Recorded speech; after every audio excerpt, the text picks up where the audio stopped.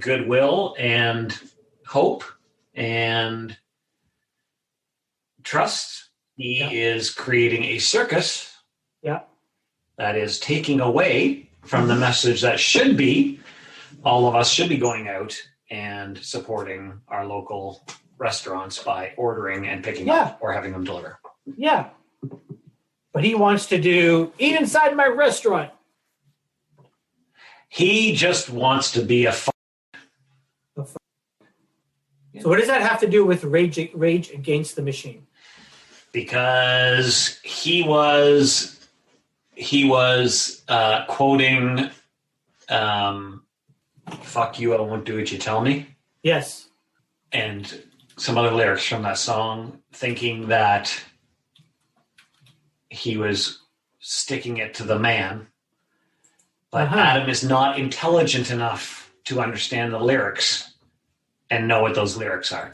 Because Adam is a Hi, the following podcast is brought to you by Radical Road Brewery, the best craft beer in the heart of Leslieville. Find them at 1177 Queen Street East. That's Radical Road Brewery. Hey guys, I'm velours. I'm a singer-songwriter from Saskatoon, Saskatchewan in Canada. I do alt-pop music, and I love to sing. I love to act. I love to do a little dance.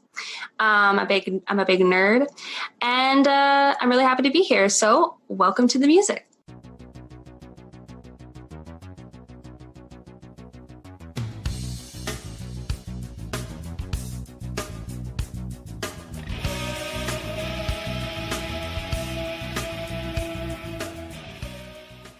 Welcome.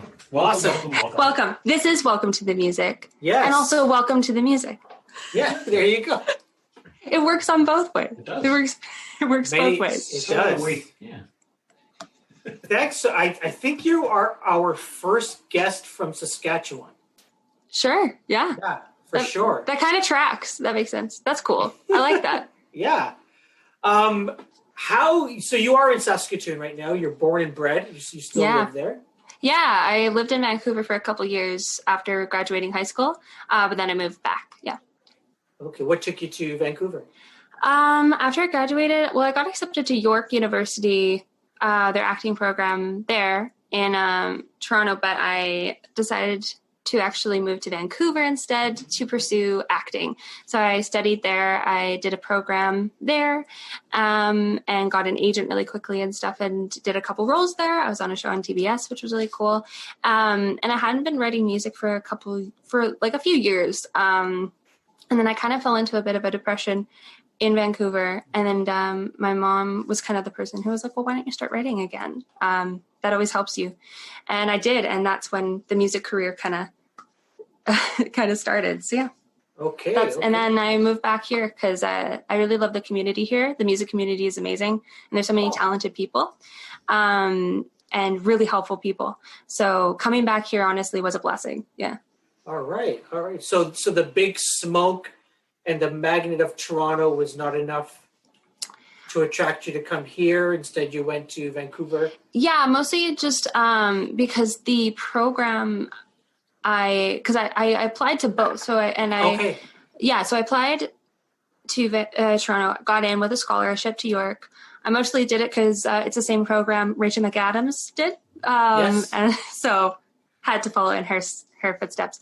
But then I got into this program that was much more relaxed, I'd say, in Vancouver, where it's more seminars and sessions and stuff instead of full-blown academic 4-year university. So, and that really was tempting because I got to start my professional career much more quickly. I got to kind of multitask, take classes, and also find an agent and go to workshops and stuff like that. Yeah, and then that's where I met my my producer Ryan Stewart, who has done all of my songs so far. Okay, so I'm really curious about sort of the acting stuff, and you falling into a depression and not, I guess, coming back home and sort of focusing on music. Yeah. What was happening out in BC?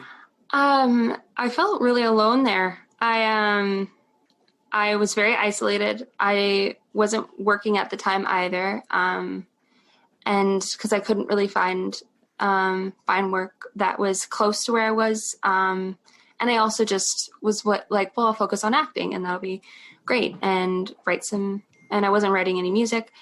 And I just really felt alone and like I had no purpose. And I am a person who always has a goal that I want to try to make. And I just felt I wasn't getting a lot of auditions.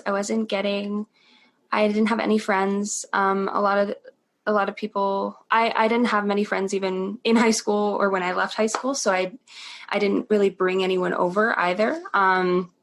There were a couple people that have always stuck by me and I love them for that. But sometimes it just feels very isolating.